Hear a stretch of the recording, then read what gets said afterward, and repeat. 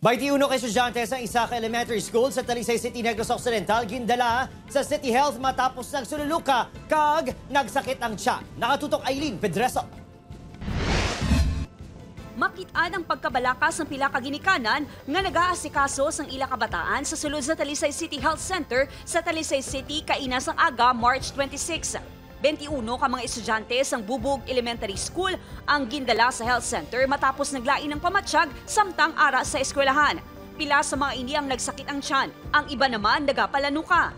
Sinakit ang tiyan niya, gamo na sang tiyan niya kagina sa balayo. Doon kugin nga wala man siya gasuka, kaya muna na iganong isa ka sang kasakit sang iya tiyan. Amo man sini ang nabatsyagan sang apo kag mga hinablos ni Lola Gina. Kay nagambal sa maestra yang nagasakit ya tiyan na nawagang maestra sa kay mamaya.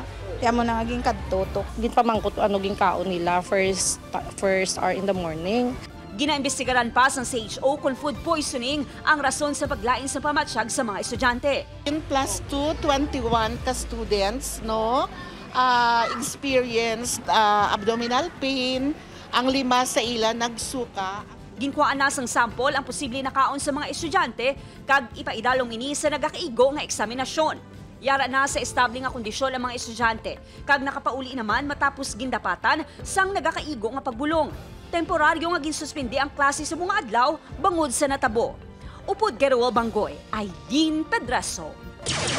1 Western Visayas.